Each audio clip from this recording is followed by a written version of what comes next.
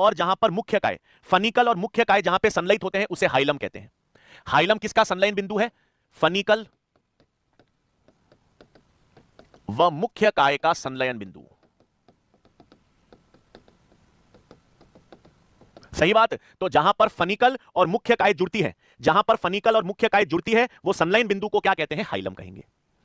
फिर ये वाला जो सिरा है बच्चों, इसको अपन कैलेजल सिरा या निभागीय सिरा कहते हैं।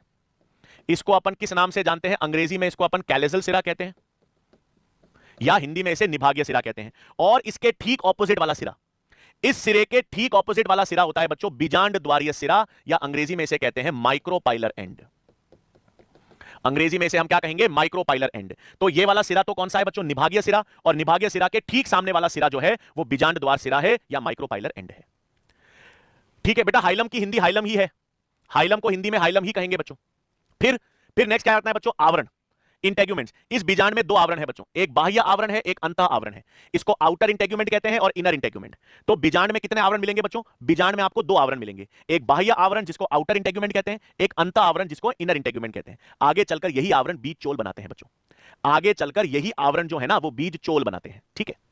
फिर आपके पास अंदर ये क्या है? जो काय है, ये जो बीजांड की काय है, मुख्य काय है, इसको कहते हैं बीजांड काय या इसको कहते हैं न्यूसेलस।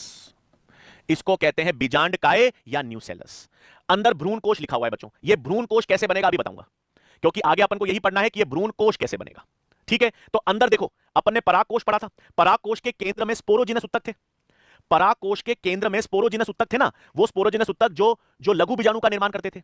तो यहां पर क्या होगा? बीजांड के अंदर ये बीजांड काय है, बीजांड के अंदर ये बीजांड काय है, ये बीजांड काय ही के कोशिकाएं ही गुरु बीजाणु का निर्माण करेंगे। क्या पार्टी थी कल रात? Now let's fit the bill. Bro, now UPI कर दी। तो अब अपन किसकी बात करेंगे बच्चों? अब अपन बात करेंगे गुरु बीजाणु जनन की, अंग्रेजी में जिसे हम कहते हैं मेगा स्पोरोजेनेसिस, गुरु बीजाणु जनन। एक चीज और याद रखना बच्चों, इसमें एक और उदाहरण आता है कि सर एक अंडाशय में एक ही बीजांड मिलेगा क्या? हाँ, एक अंडाशय के अंदर एक ही बीजांड होता है, ऐसा गेहूं में होता है, आम में होता है।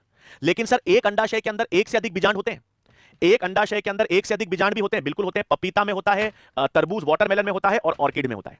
उदाहरण है एक ही अंडाशय में एक बीजांड, तो गेहूं उदाहरण है, आम उदाहरण है। और एक अंडाशय में एक से अधिक बीजांड, वो भी है, एक अंडाशय में एक से अधिक बीजांड तरबूज में, पपीता में और ऑर्किड में। ठीक है, याद रखना। चलो बहुत बढ़िया बच्चों। अब गुरु बीजाणु जनन का मतलब है गुरु बीजाणु का निर्माण करना है। अब कहां से होगा बच्चों? यहां पर मैंने ले लिया बीजांड काय, बीजांड काय जिसको हम कहते हैं न्यूसेलस।